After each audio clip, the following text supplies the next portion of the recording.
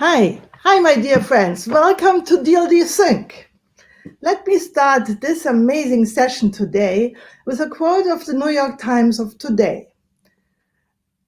One of the big questions, it's a quote, of today, about the future of the internet is whether the world's digital habits will eventually look like China's. In the United States and some other countries, like ours in Germany, technology watchers have tried to borrow from some of China's internet habits in the belief that they are a preview of the future everywhere. The nagging question, still a quote, though, is whether borrowing from China's digital world can work. Is China a peek at the future of technology or a digital island on its own?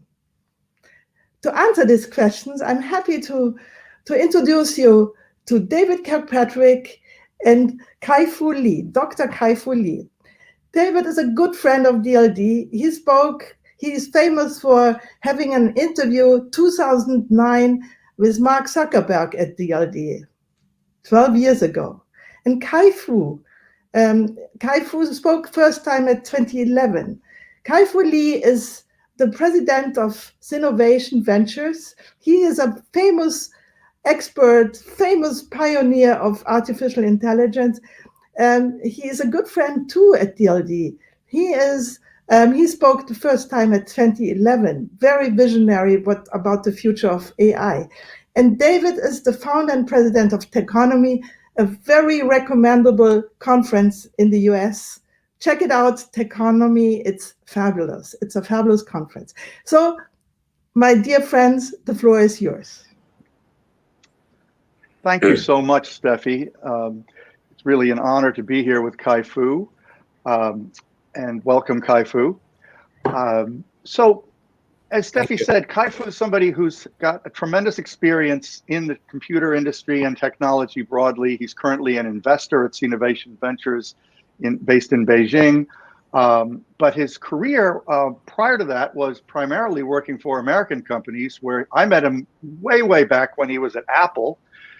Then he was at Silicon Graphics, then at Microsoft, then at Google, where I believe at one point you ran Google's operations in China, KaiFu, if I recall correctly. Certainly, you had very senior positions with all those companies.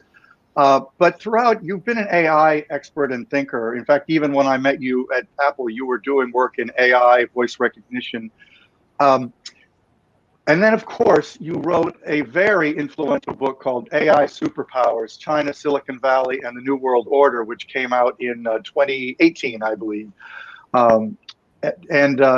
Really remade, I think, thinking globally about how AI was evolving, because your primary point was that China was coming on in many ways stronger than other countries, which I think especially Americans found a little bit difficult to believe and accept. So here we are, a couple of years later, in the midst of a pandemic that China has done a much better job taming than most other countries, even though it did begin there. How would you return to the basic argument and update us? How's China doing? Where's AI going?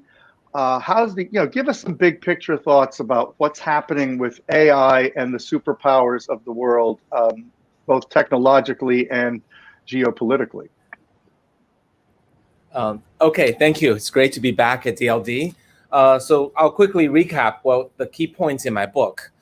First, I argued that the AI technologies were becoming mature, and the speed at which research becomes products is getting so much faster.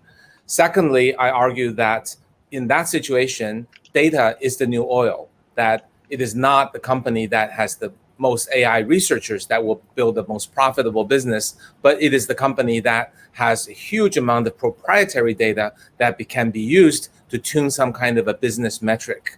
And the third point I made is that China has an amazing entrepreneurial ecosystem where the entrepreneurs fight really hard, tenaciously in a winner-take-all battle with much greater ambition, much greater dedication, hard work, tenacity, perhaps less original innovation, But these 3 points created an environment in which China has all this data, and the entrepreneurs are building technology applications, tweaking them, and innovating, not as a breakthrough innovation like iPhone, but tweaking feedback, A/B tests from the internet, and using that to build better products, and then collecting data to build AI on top of that.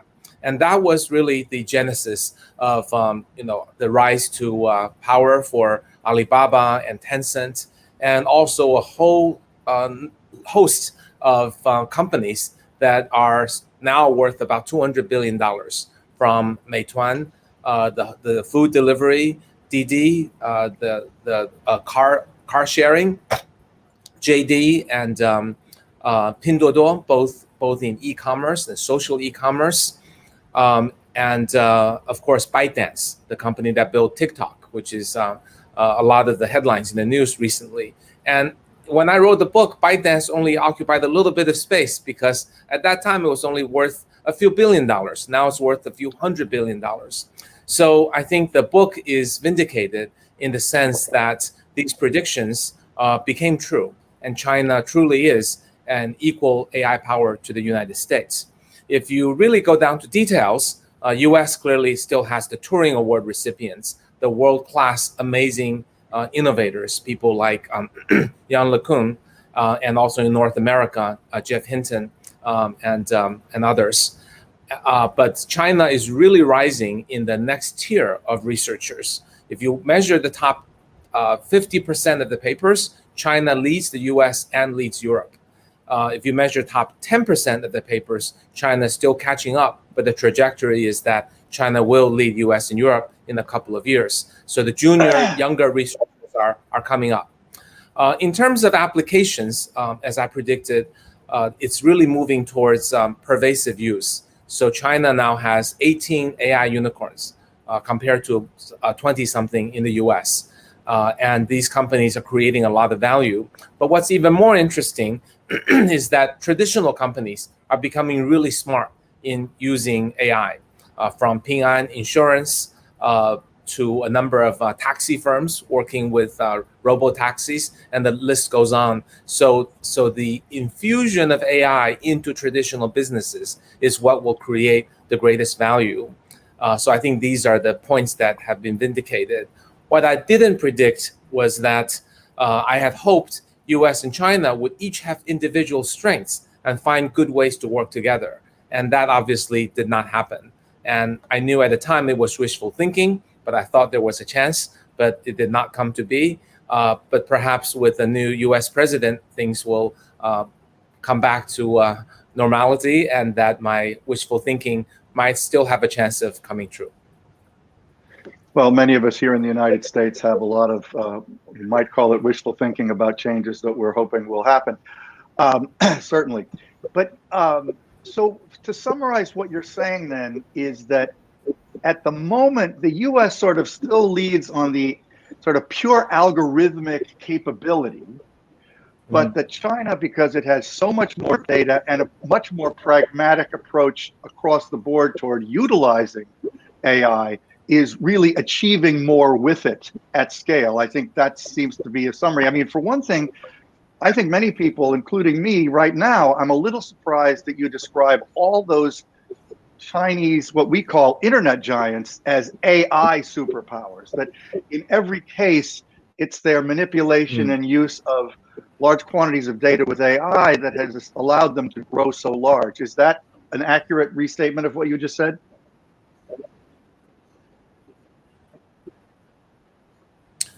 Yeah, also in my book, I talked about the 4 waves of AI. The first wave of adoption is clearly in the space of internet, because internet has the most data, and the internet giants can easily hook up the data to an AI algorithm to optimize some kind of a business result, whether it is maximizing user minutes, revenue, profit, ads, and so on. So the internet giants got the lowest hanging fruit, and they've also become the AI giants. But there are 3 more waves coming, so there's more room for other big players. Second wave is the use of AI in business. The third wave is the use of AI in perception, vision, speech, and other forms that can be captured by sensors and IoT.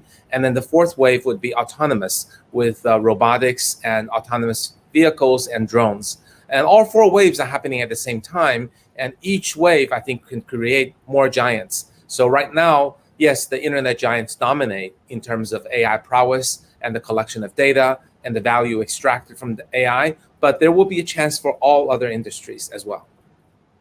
No, and just to quickly get back to this issue of companies, as a lot of things you've said I want to dig down into, but would you say that all of the US technology giants are more or less AI superpowers as well?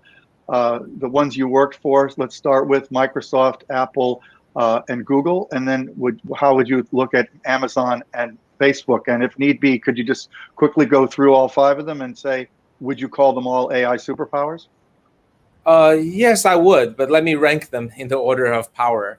I would put Please. Google at the top. Google has the largest amount of data, amazing ability to process data with many huge applications, and also a collection of probably by far the largest AI scientists, practical AI scientists turned engineers. So I don't think Google has yet unleashed all the power, and I think they are in a class of their own. Followed probably by, I would say, Microsoft, purely because Microsoft has more research talent. But right now, they're not yet unleashed in the Microsoft products.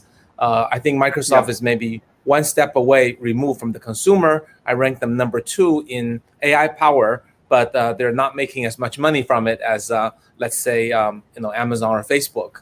I would put Facebook as number 3. They have a phenomenal research team and huge opportunities. But I also think the first researcher you mentioned, Jan LeCun, works at Facebook, of course, too. Yeah, exactly. But I don't think Facebook has fully utilized AI in the full extent in its products. And we can go into details later. Fourth would be Amazon, if only because they are later to the game. But they are, in fact, I think, the best in terms of building products that just work. Think about the Echo, Alexa. At the time they built it, Amazon didn't have any world-famous speech or AI researchers, but they realized the problem of talking to a speaker is not speech recognition algorithm, but it's a noise cancellation and microphone arrays. And that's the kind of practicality that I think will give them more room for the upside. So I think their potential is high. Apple, I have worked there, and I think they have a good team. Siri is a good, decent product, but overall, I don't think Apple has fully embraced AI. They've certainly hired an AI team, but I wouldn't put them quite in the same caliber as the other 4 companies yet. That is interesting, since when I met you something close to 30 years ago and you were at Apple, you were basically doing AI-related work with voice at Apple. So too bad they didn't continue to advance. Well, there's so many things. One of the things that's been so interesting here in the States during the pandemic is the epiphany that big companies have had almost across the board about becoming digital enterprises, and because they had no choice, and because everybody was working at home, everybody wanted to buy online. In every industry, a more digital interaction seemed to be appropriate and necessary, so that things that had long been delayed in almost every industry have been put on steroids, as we would say. So I'd love to talk about this issue you raised at the very beginning of AI extending into every industry, and to compare what's happened in the US this year in particular with what's happened in China, and then to get a little more deep into this question of, where will we see industries and companies, aside from those 5 that we just discussed, really become true superpowers? Because I think, aside from the Chinese, a few of the Chinese companies you've mentioned, which are very large, we haven't really seen, outside of tech, really anyway, this superpower phenomenon based on AI. And I think you do believe that will happen, right? Yes. So first, on the American side, I do think the COVID has led to a phenomenal growth in the use of data on the consumer and on the work side. So on the consumer side, I would say U.S. use of let's say digital payment, mobile payment, and food deliveries and things like that was way behind China. But the COVID kind of forced the issue. So now the products by Square and the PayPal are gaining huge traction. Digital payment, including connections to cyber currency. Imagine the kind of data they have is now going to be approaching the kind of data that Alibaba and Tencent have. And that's really good for these digital payment companies. DoorDash is going public. It's not quite a Meituan yet, but I think more Americans are taking takeout, and the virtuous cycle can begin. The more users who order takeout, the more restaurants will sign up. The more restaurants who sign up, the lower the cost of delivery. And then that increases the data size, the ability to monetize, as well as the ability to target, and that will bring down the cost of delivery, which is probably the largest inhibitor of AI, of food delivery. So AI is centrally related to that. And there are many other examples. The other huge area, I think, is digitizing work. I think because American companies are already the most digital in the world, that has enabled Google and other companies to allow people to work from home. And that has really given rise to a whole set of enterprise software from Zoom to Microsoft Home to Slack and to all the other products that allow this process to happen, as well as digital signatures and DocuSign and so on. So I think there is going to be a huge opportunity in the enterprise space with data being collected, value being created, and of course, AI being applied. I think the value of AI will come later when the data is aggregated. So I think these are all things that bode well for American tech. Okay, well, it's interesting that you mentioned Square and PayPal, but not JP Morgan Chase, Citibank, Wells Fargo, etc., Bank of America. Do you think we're going to see those companies become AI superpowers, or are they going to get bypassed by these more digitally oriented from their genesis companies? And talk about how that's looking both in the US as well as China and in Europe and the rest of the world as well.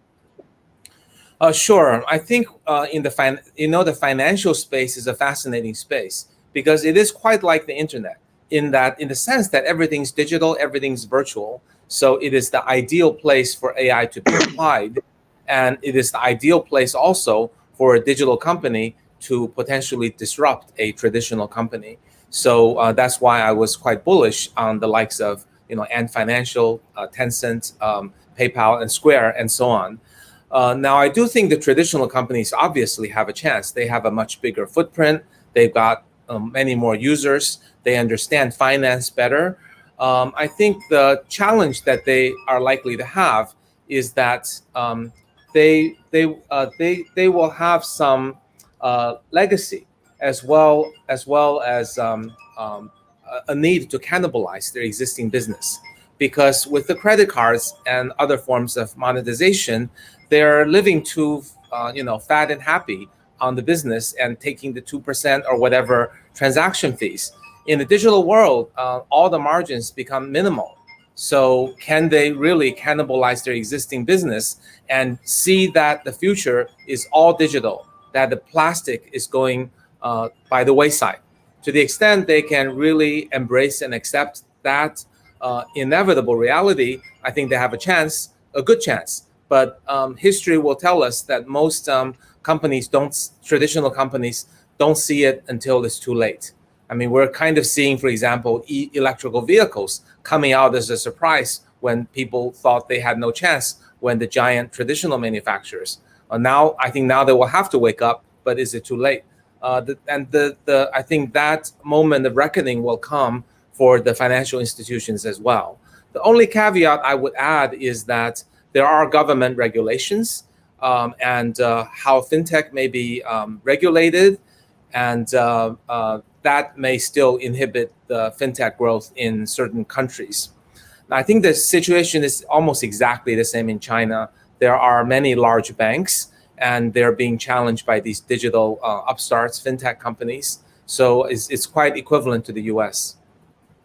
Except that in China, we just saw last week the government sort of side with the big banks in its very strong pushback against Ant Financial's IPO. So that's a different sort of thing than we see here. But it goes to, and I would say what you said about the US is similar, that these large companies probably still have considerably more political power to figure out ways to, with law and other tools, slow down the progress of the digital upstarts to take away their business. But whether that's good or not is debatable. But look, I mentioned Europe before. Let's quickly, and as long as we need, where would you put Europe in the discussion we've had so far, in a big picture way, and talk about this question of AI superpowers, and let me know also, do you see the prospect that there are AI superpowers emerging in Europe now or likely in the future? Yeah, I was asked this question. Music, of course, I should have said. Preface that by saying we, of course, are great friends with Steffi and all her colleagues at BERTA and DLD, and we recognize our audience here has a lot of Europeans in it. Yes, I think Europe has a bit of a challenge. On the positive side, Europe has great researchers, top universities, and a large number of good industrial research firms. But on the other side, on the 4 waves we talked about, there are not many easy, successful industries that is embracing AI, creating economic value, and world leading in its products. So if you look at the internet companies, there are very few internet companies at the level of Google or Alibaba, not even at the level of, say, PayPal or Ant Financial. So that's going to be one big challenge. Then if you go to each of the other levels, enterprise software, there's SAP, you go to perception, speech, and vision, there's not that much traction.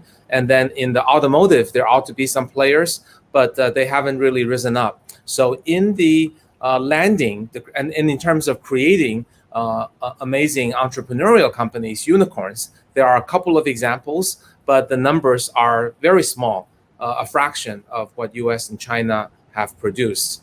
And I think there are a couple of issues. I think one is that Europe is not a cohesive market. So if you start a company in Munich, your product may be a success in Germany, but it's almost start over again when you want to go to France or the UK. Whereas if you start a product in Beijing or a product in New York, you will go to the other cities in that country just by the way of internet and word of mouth. So the fact that markets are separate, and also these and also governmental efforts seem to be more at the country level, not at the EU level.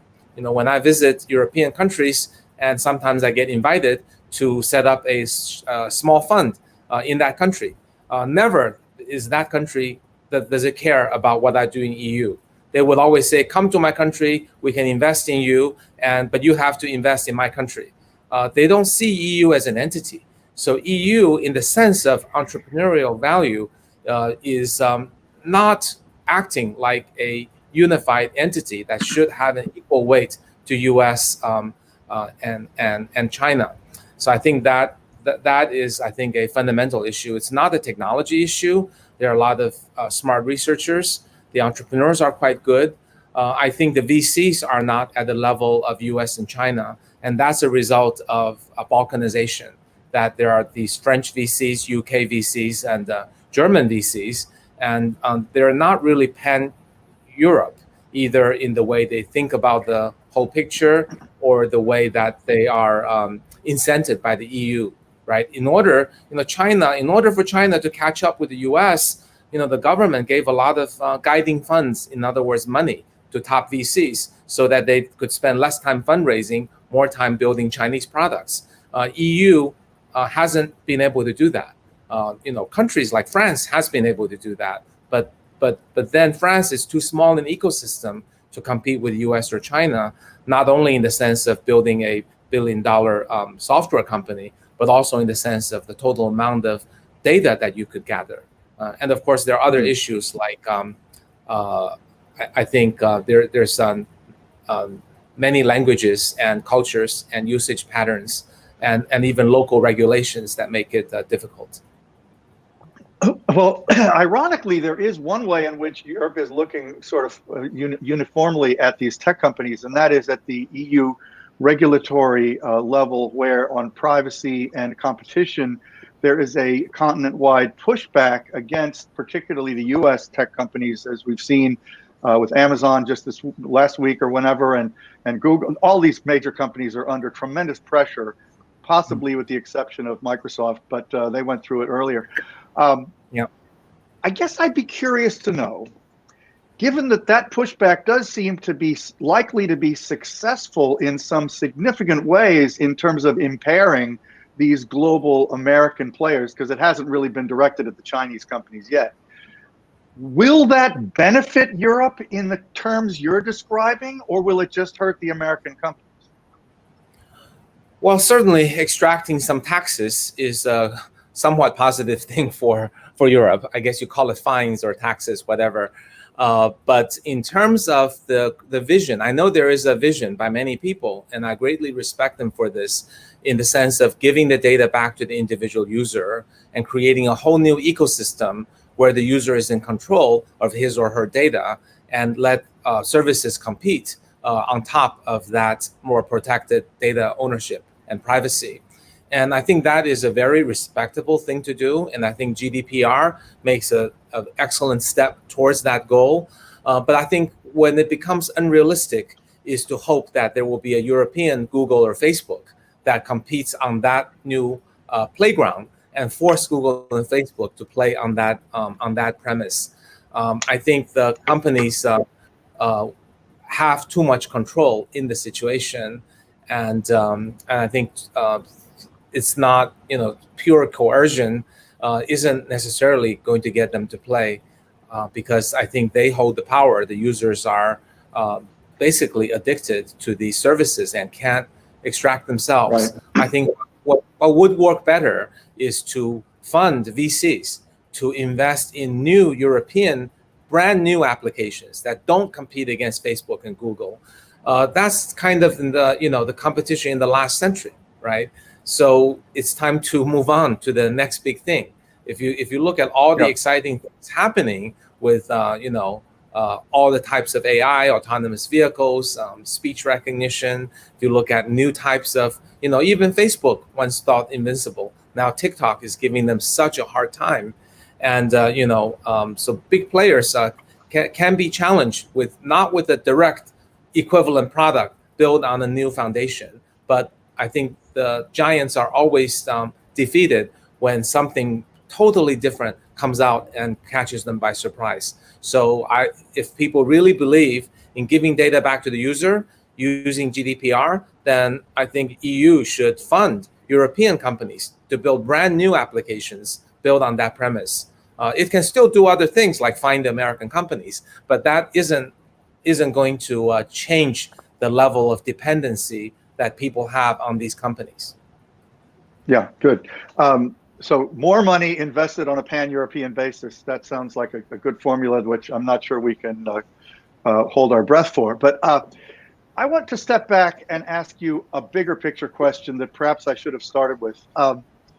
The world is in a pretty dire place right now, I think we would agree, in many respects, with climate, with geopolitical tensions, with the rise of autocracy in so many countries, and democracy on the defense in many parts of the world, with the pandemic being so severe and likely to remain with us indefinitely and in some form, and likelihood of future pandemics not being able to be ruled out at all.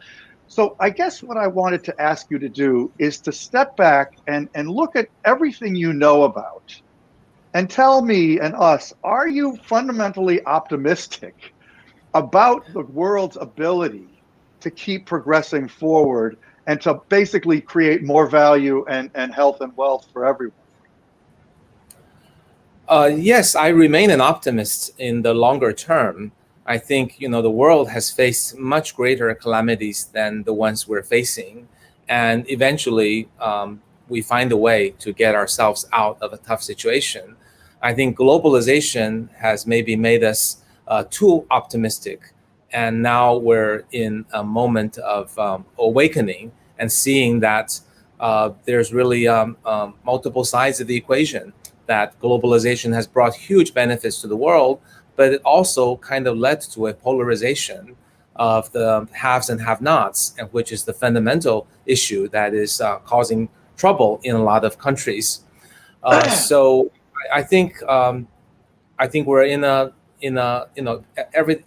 we're in up and down wave right now. And I think if we look at the history of technology, similarly, I would say I think people are quite negative on technology right now. Just as people were very negative back when I was at Microsoft and it was accused of monopoly.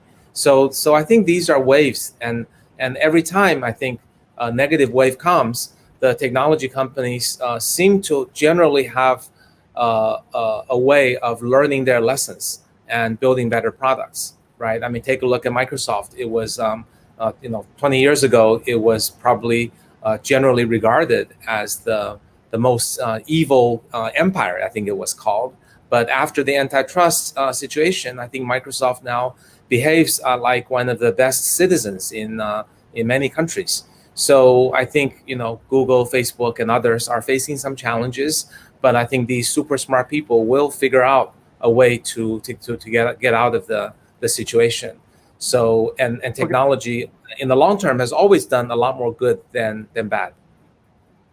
Well, let me ask it in a slightly different way. We have 5G beginning to be deployed globally. The quantity of data, which is something that you talk about as being central to all of this AI capability, is clearly growing.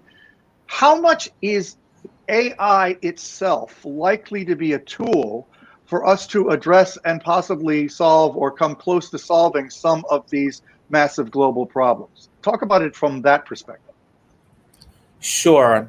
Well, AI, the most amazing thing about AI is that it's an omni-use technology that could be applied to any situation where there's data. So large amounts of data comes in and you can optimize a particular objective function. So the same way that Amazon uses it to maximize sales, Facebook uses it to maximize user minutes, we can use it to minimize the suffering of the people who have COVID, maximize the likelihood that the drug that you invent will be the fastest and most efficacious in the way it's applied, and also finding the maximal ways to help people out of poverty. You can use it to look over climate data to discover solutions.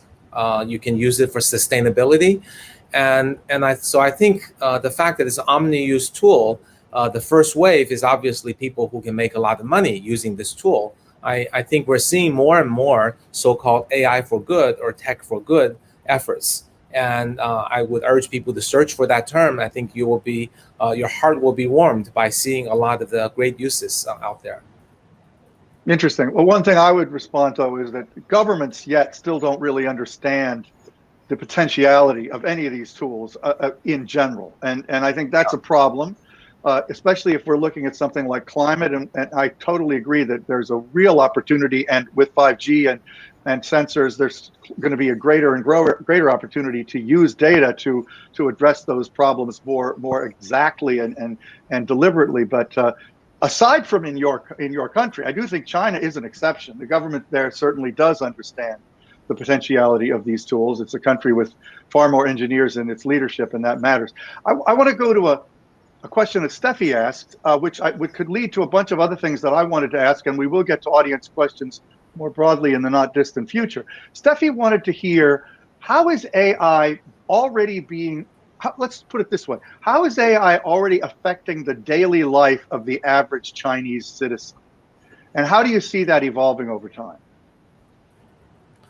Right. I think the first is the use of consumer internet.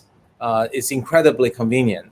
The example I always give is that in China, you can now, for example, order takeout, and from any about 1,000 restaurants that can deliver to you for about 70 cents within 30 minutes. So this kind of capability would not be possible without AI and its optimization. And the impact is not just that we can get more takeout.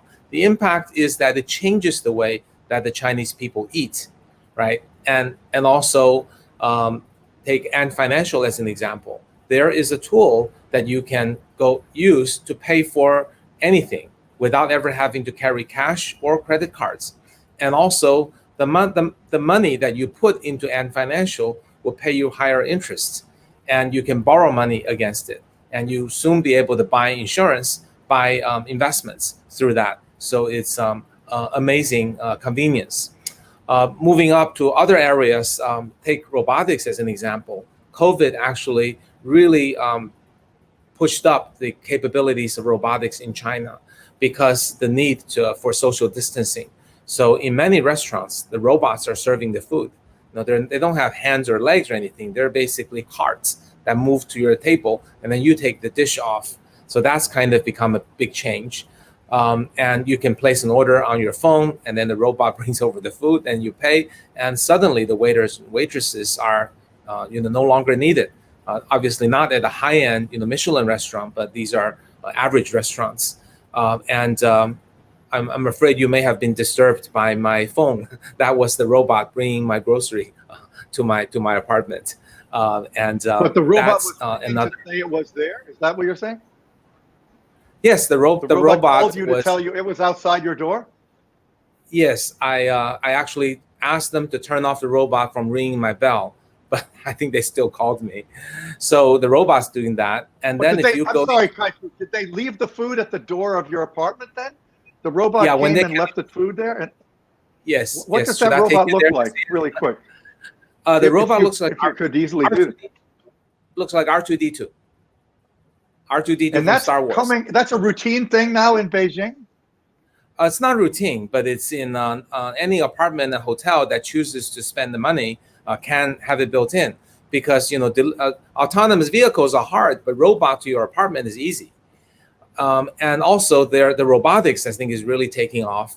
We now are seeing really smart, basically, we call them AMRs. These are robotic devices that can move things in factories. So when you go in the factory, packages and items are moved automatically. You currently still have humans putting them on, and they move by themselves. So it's like a fully science fiction, but within the warehouse, they don't yet operate. So we're taking advantage of the fact that these technologies are not yet good enough for the street, but it's great for controlled environments like warehouses and factories. And robotic arms are getting really smart. We've seen this silicon hand that can pick up an egg yolk can break an egg and pick up the egg yolk from the egg itself, and it can pick up irregular shaped objects. And we have now robotics systems that can pretty much do the work of technicians in laboratories. Basically, you don't have people moving things around, pouring fluids. It's all done mechanically and controlled by AI. So the list goes on, but I think robotics has been pushed forward by COVID. And I think the consumer convenience is greatly provided. Oh, and my favorite is education. The Chinese kids are getting such amazing online education nowadays. The power of AI can deliver the following things. First, for the kids, the teacher can become a cartoon character. It can be a real teacher, but you morph it into a cartoon, or it can be a fully animated 3D object. That's a lot of fun. It's very personalized. The teaching can be different for each kid. If you're very advanced, it moves you faster. If you're slower, it gives you tests to make sure you capture all your foundations. And it's not a talking head next to a whiteboard. All of the best Chinese educational online tools, they are fully interactive. So the kids are interacting with an app that is fun while the teacher is talking. So it's fully interactive.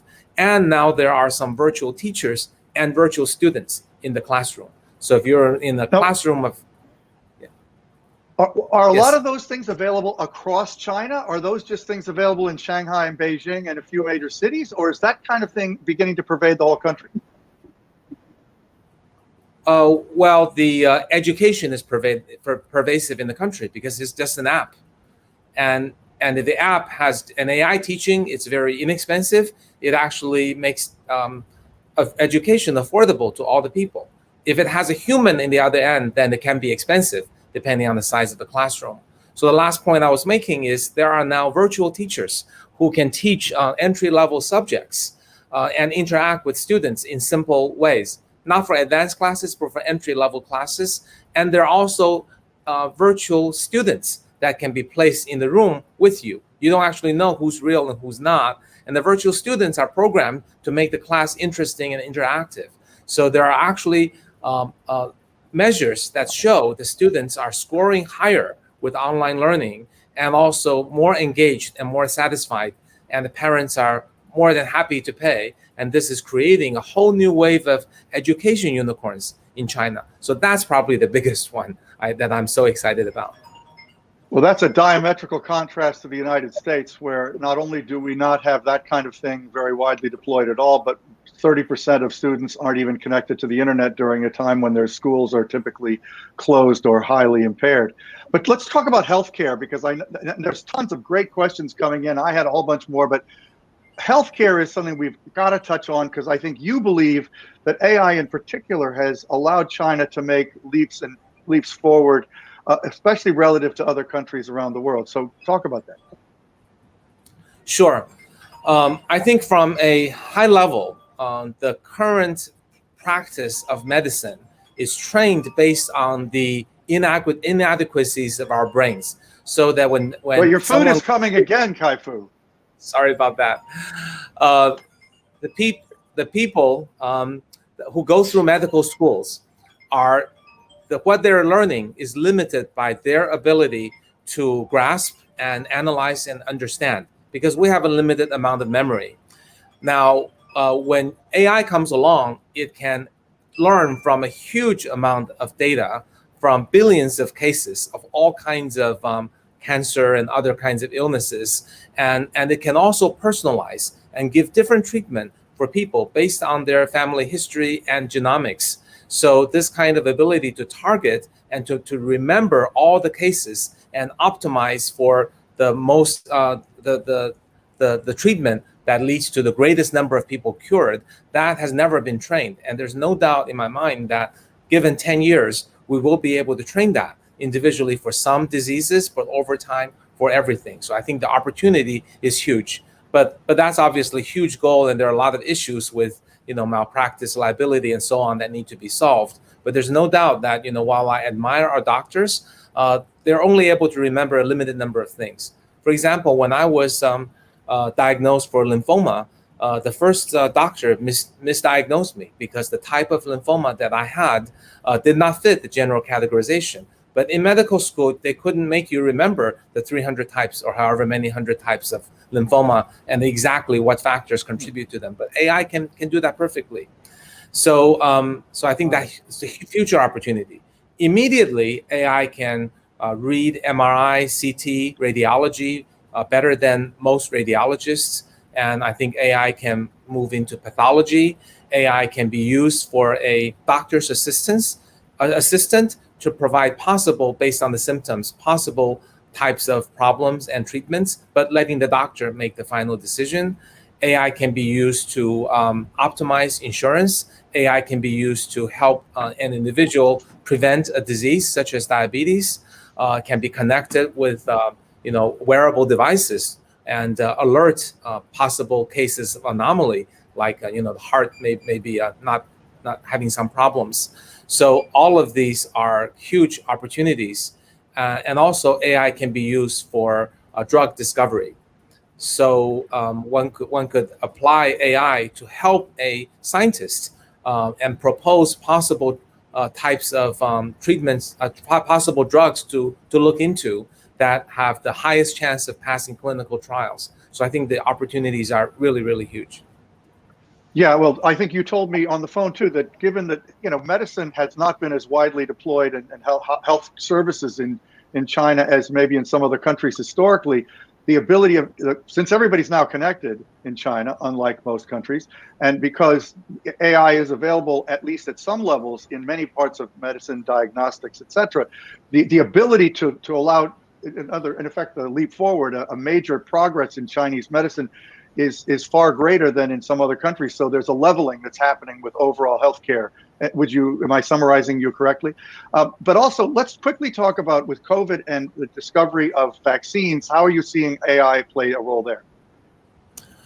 To be fair, I think AI has made some contributions, but it hasn't been earth-shattering. AI has been used in certain cases of drug discovery. It's used in various types of contact tracing. AI is being used to, suggest to me, for example, on my phone, there is a special code that indicates that I may have been in contact with someone who has COVID, and that I should go get a test. So I think it's also, I've mentioned the robotics in terms of reducing contact. So it's made some contributions, but I think pandemic is not something we have a lot of data for or experience for. After this round, if there's ever a pandemic again, I think we would be very well prepared, as well as using AI to predict and alert before, as we all know now, if one could catch this spread early, one could potentially extinguish it much more readily. So I think AI can be used for anomaly detection, and that may be very well applied in the case of potential pandemic. Okay, we've got some really good audience questions. I want to go to some of those now. In fact, what I'm going to do is I'm going to read a couple of 3 or 4 of these that are all sort of related. What I'm interested in particular, when you address these, is they all have to do in one way or another with regulation and AI, and who really gets power in a world of AI. So one was, where do you see AI developments in the future as countries tend to establish stricter data protection regulations? Another person asked, another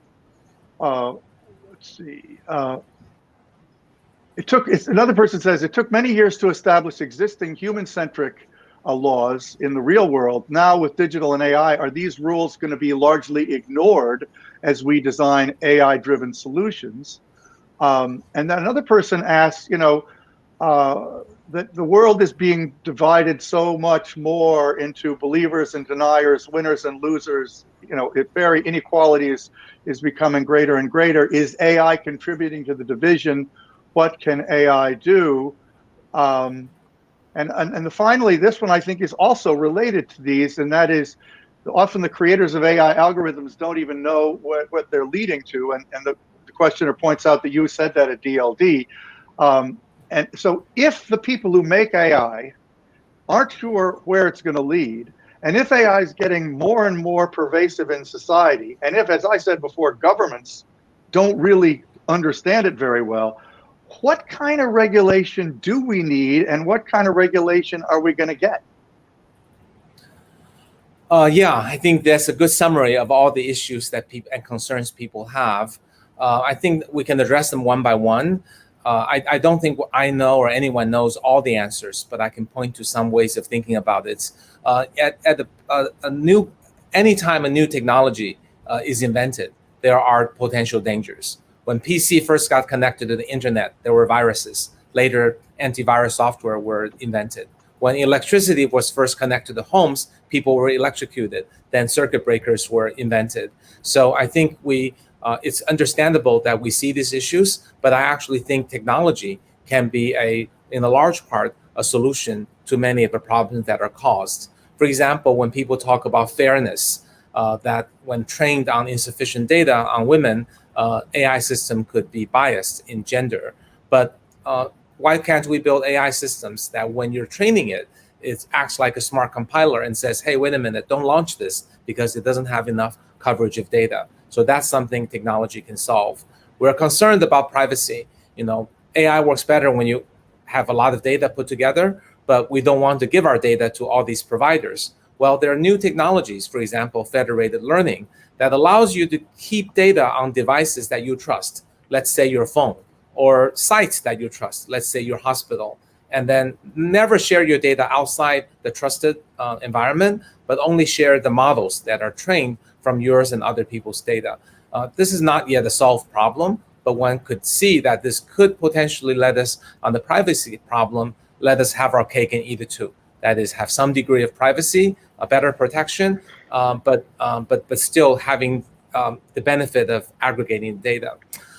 In terms of what if we don't know why AI is making decisions? Well, AI does know why it's making decisions. It's a very complicated, 1,000-layer neural network, and the numbers are the best way to explain. But unfortunately, we don't have the intelligence to comprehend 1,000 layers of numbers. But what it can do is take those numbers and tell us that AI made this decision because of the following 10 factors primarily, which may be correlated or uncorrelated, and would tell you that this is the kind of work people are doing in explainability. So in each of these problems, I think people are looking at solutions. I do think there needs to be regulations, and the regulations should be used in conjunction with technologies. But I don't think either technologies alone or regulations alone will be enough. In particular, I'm a bit concerned about certain government entities that think that regulation is the only way to go, and maybe not even fully understand what technologies do. That I think is quite dangerous. We really need to think of the two. Wait, could I ask you, are you thinking of Europe when you say that? Sometimes, yes. Yeah. Okay, continue. Yeah. Sorry. Yeah, that's it. Well, yeah. Okay, well, let me just say what I just recently, I was sort of, you seem distracted. That's because I had charging near me 2 devices. My Apple Watch, which of course is everyone knows, and my Amazon Halo band, which many might criticize me for even being willing to try. And I had charged them, and now I have both of them on. And you were reminding me, I mean, these are 2 devices I'm currently wearing that are sending extensive data about my behavior to a giant company, Apple or Amazon, whichever. The video is reversed, so I'm confused. But and this Halo thing, which people may not know much about, it's fairly new, and I think I got a relatively early one. You have to apply for it. It measures my tone of voice, it measures my sleep in very great detail, every aspect of my activity, and a number of other factors in terms about my weight, etc. And it the thing that's really amazing is it listens, because it listens to my voice, my tone of voice. It can tell me later, was I angry or was I nice or whatever. I mean, clearly we are subject to the data predation of big companies, theoretically, at least, right? And I want to throw into this, well, I'll get to a China-related aspect of this in a second, but one of the key questions that I have, and you talked about regulation, you implied this in your answer just now, but aside from the possibility that regulation could be more exact and knowledgeable and effective, do you think that the other way things will evolve is that, as in so many parts of technology, there will be an arms race where AI on the one hand will be, invading our privacy, but that other companies and institutions will develop AI that will then, in response, protect our privacy? So is that the world we're going to, that one of the big business opportunities may turn out to be to protect privacy with AI and to offer maybe a new unicorn AI superpower, maybe one that's, and you could say in some ways Apple and Microsoft both are talking in ways that move in this direction. Is that a reasonable way to think? Yeah, I think you can say it that way. The example I gave in federated learning is such an example. So I think that device companies could be racing to the market with a phone where a very small amount of your data ever leaves the phone. But it would then need to have applications that learn to train on the phone and send appropriate data that's not your data. It's either trained model parameters or encrypted content or something like that. So I think it is possible to have more trusted devices that would protect the privacy. The details really have still to be worked out. I don't think the federated learning is a panacea just yet, but I do think that opens a interesting opportunity for products made, maybe particularly suitable for Europe, that offers a high degree of protection of your data. What are some of the most exciting new companies you're seeing, KaiFu? You're sitting in Beijing, investing in a lot of AI-related companies. What either specific companies or categories that you're seeing that are bubbling up that are especially exciting? Sure. I mentioned a couple of the robotic companies. The soft hand that can pick up an egg yolk, I think, is very exciting. The education companies I mentioned are very exciting, especially when they use AI technologies that improve the children's not only the score but also their engagement, and I think their overall interest in learning. Rather than viewing learning as boring, they find it interesting and game-like. That's exciting. Another new area I haven't mentioned that we just invested in this week, along with SoftBank, is a company called GSX. And this is a company building agricultural drones and agricultural autonomous vehicles. And they're demonstrating phenomenal return on investment. So when you deploy it on your farm, you can use it instead of people to do harvesting, seeding, fertilization, and the drone will make an aerial map of your farm and figure out what to do that it can do and what's left for you to do. And your equipment is paid for by the cost in labors just in 1 year, and then it's net savings. So it turns out agriculture is an easier space to apply robotics than manufacturing, because actually farms are more like each other than factories are like each other, right? You can imagine a factory for T-shirts versus shoes versus phones are completely different, but the farm is a farm, relatively similar. So that, I think, is a huge opportunity to allow the whole world to produce much more produce at a much lower cost, and that can help eradicate hunger over time. What's the scariest new AI development you've encountered, company or idea or technology? Yeah, it's not a company, but more a video, I think, made by a professor called, I think it's called Killer Drones or something like that.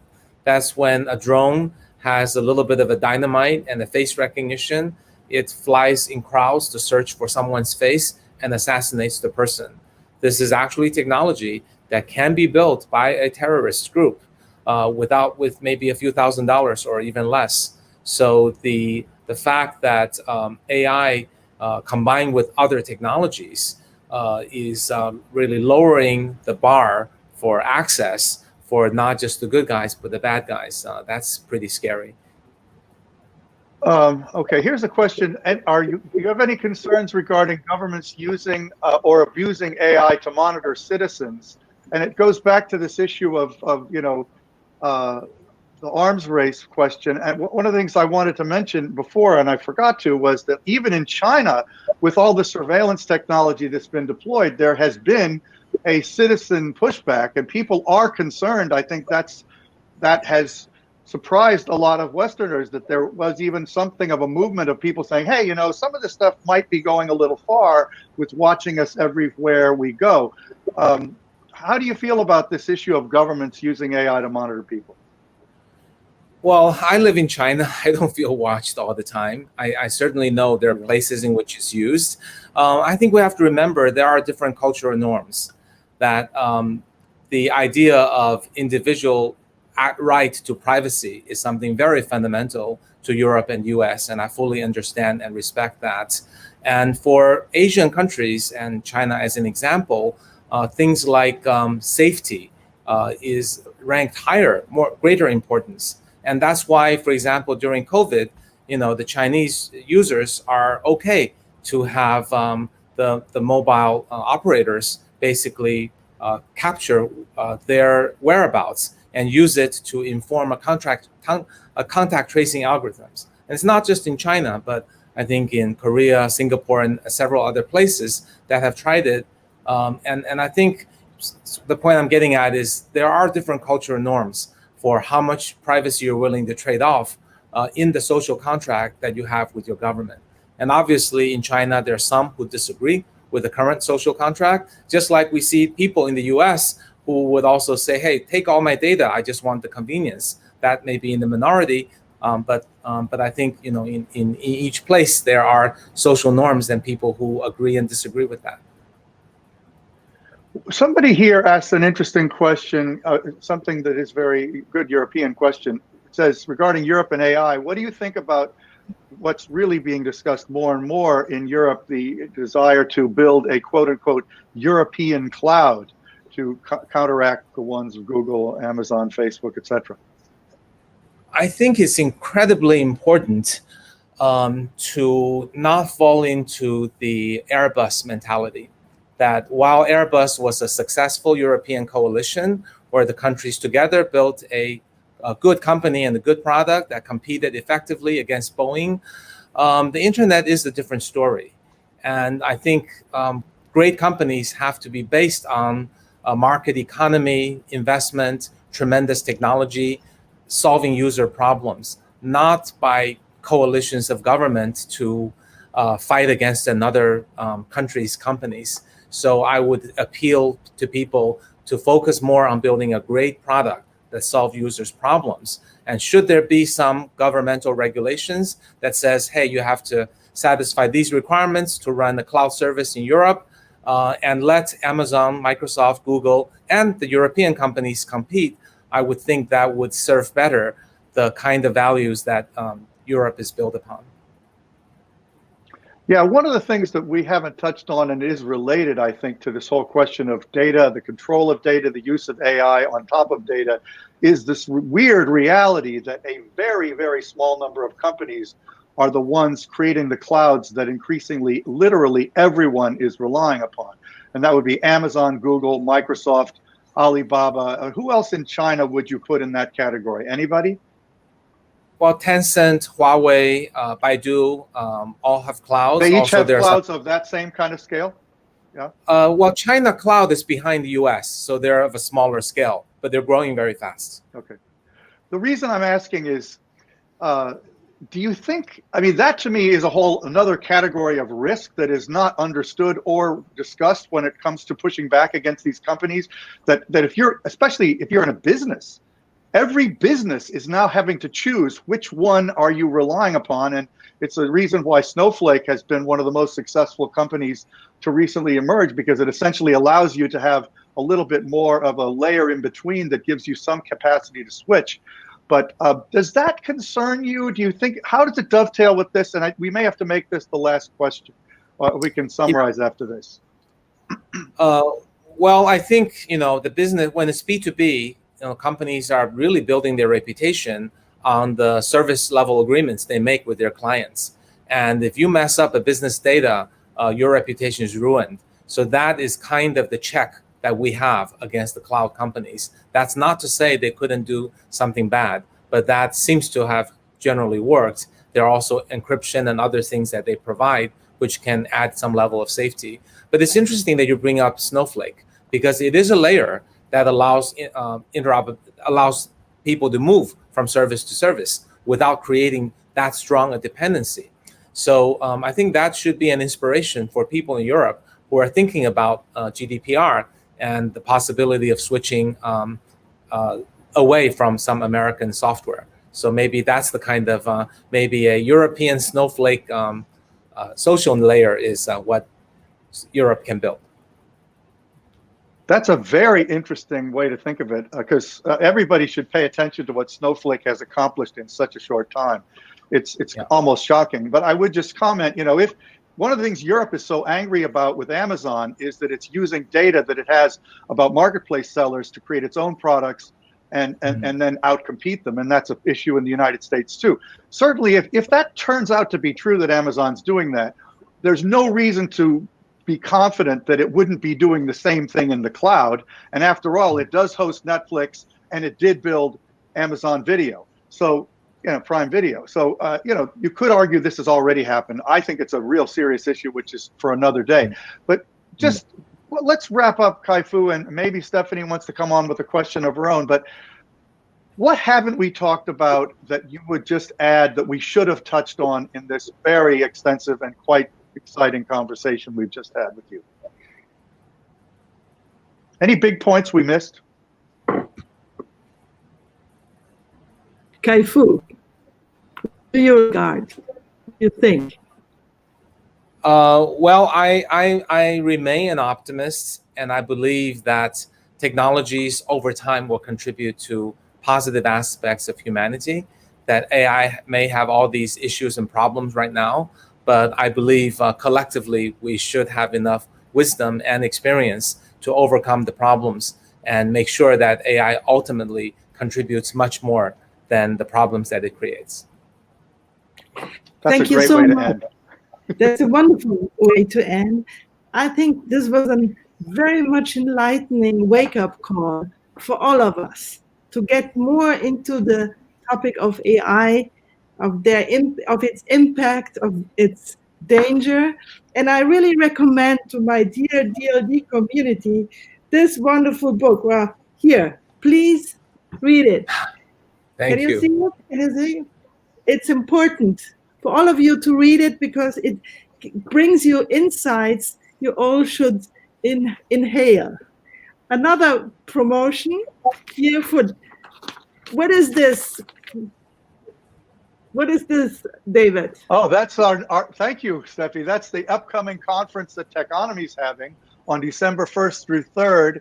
We have something called the Health and Wealth of America, which is a discussion very much looking at how the pandemic, economic downturn, social division is changing our country, and some of the things that may need to be done to combat that. We have some great speakers coming up, and I'd welcome everybody to go to techonomy.com and check that out. So thank you for inviting me to do that, Stephanie.